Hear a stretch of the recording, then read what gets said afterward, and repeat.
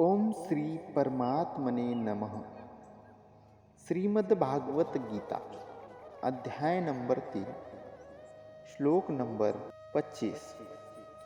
हे भारत, कर्म में आसक्त हुए अज्ञानी जन जिस प्रकार कर्म करते हैं, आसक्ति रहित विद्वान भी लोक संग्रह करना चाहता हुआ उसी प्रकार कर्म करे। परमात्मा के स्वरूप में अटल स्थित हुए ज्ञानी पुरुषों को चाहिए कि वह शास्त्र विहित कर्मों में आसक्ति वाले अज्ञानियों की बुद्धि में भ्रष्ट अर्थात कर्मों में अश्रद्धा उत्पन्न न करे, किंतु स्वयं शास्त्र विहित समस्त कर्म भली भांति करता हुआ उनसे भी वैसे ही करवाए।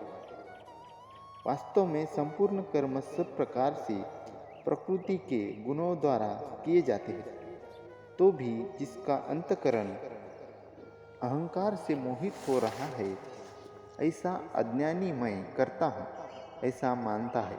परंतु हे महाबाहु, गुण विभाग और कर्म विभाग के तत्व को जानने वाला ज्ञान योगी संपूर्ण गुण ही गुणों में बरत रहते हैं, ऐसा समझकर उनमें आसक्त नहीं होता।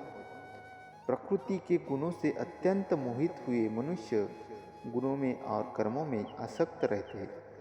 उन पूर्णतया न समझने वाले मंद बुद्धि अज्ञानियों को पूर्णतया जानने वाला ज्ञानी विचलित न करे।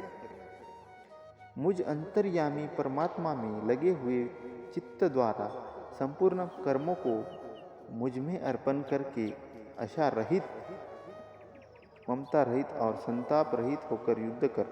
जो कई मनुष्य दोष दृष्टि से रहित और श्रद्धा युक्त होकर मेरे इस मत का सदा अनुसरण करते हैं, वे भी संपूर्ण कर्मों से छूट जाते हैं।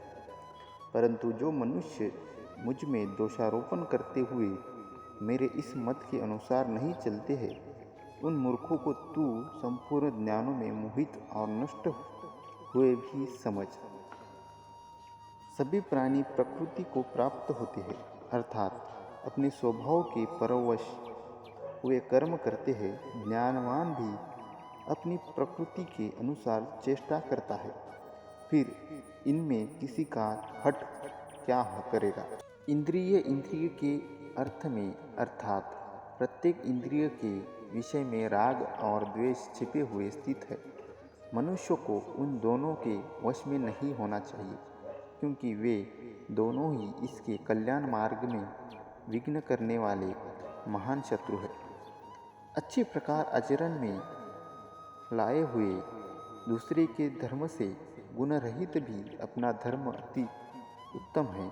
अपने धर्म में तो मरना भी कल्याणकारक है और दूसरे का धर्म भय को देने वाला है।